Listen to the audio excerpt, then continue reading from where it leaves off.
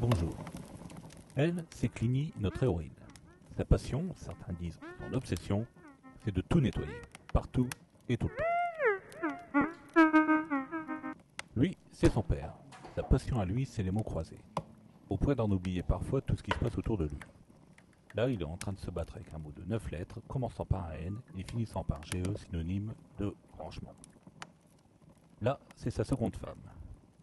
Une femme égoïste et jalouse qui supporte de moins en moins la jeunesse et la beauté de sa belle-fille.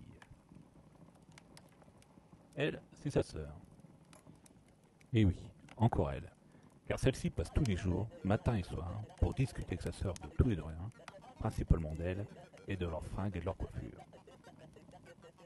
Quand il n'est pas trop pris par ces mots croisés, et qu'ils arrivent à discuter, rarement, les tensions sont nombreuses entre le père et sa femme. Celle-ci voudrait que Clini quitte la maison. Un beau jour, la discussion s'enflamme entre les deux femmes, et la marâtre décide que cette fois c'en est assez. Elle jette Clini à la porte.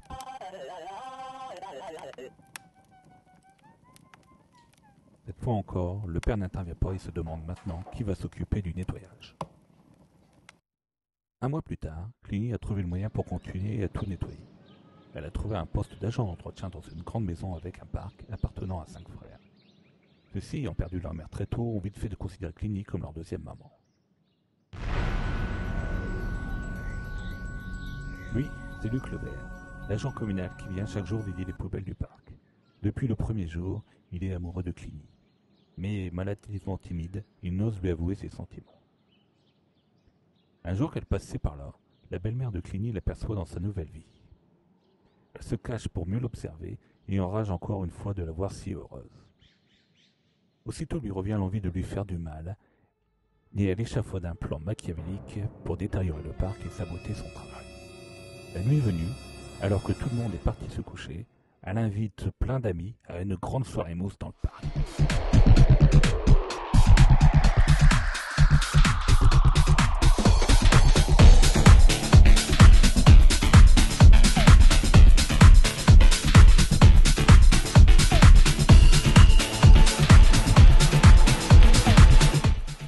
En voyant l'état de sa pelouse, c'est un tel choc pour Clini qu'elle en tombe dans le coma.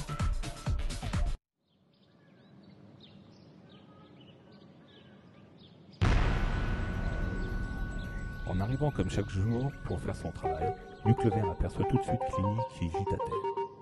Il va libérer les mains, et aussi vite qu'il le peut, il emmène Clini aux urgences. Quelques heures plus tard, Clini n'a toujours pas repris connaissance. À son chevet, les 5 frères attendent patiemment son réveil. Pendant ce temps, Luc, lui, ne peut calmer ses nerfs en attendant le docteur. Celui-ci, après 2 nuits de garde sans dormir, arrive enfin. Ça va, les résultats sont bons. Le coma ne semble n'être dû qu'au choc psychologique, il faut juste attendre. Et là, comme il est là enfin s'accorder une pause café, on l'appelle pour une autre femme dans le service, une autre femme dans le coma. C'est la belle-mère de Clini, qui devant son plan qui a si bien réussi, s'est accordé un petit cachet qu'on lui avait donné pendant la soirée. Le docteur ne peut rien dire pour l'instant, il attend les résultats de l'analyse. Pour Clini, l'attente devient trop longue. Luc Levert n'y tient plus, il prend Clini dans ses bras et l'embrasse dans le blanc. Là, c'est le miracle, elle se réveille. Mais sa première pensée, c'est pour sa chambre qui a bien besoin d'un petit coup de ménage.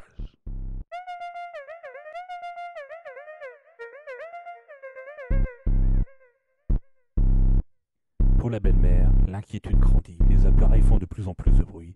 Cette fois, c'est fini.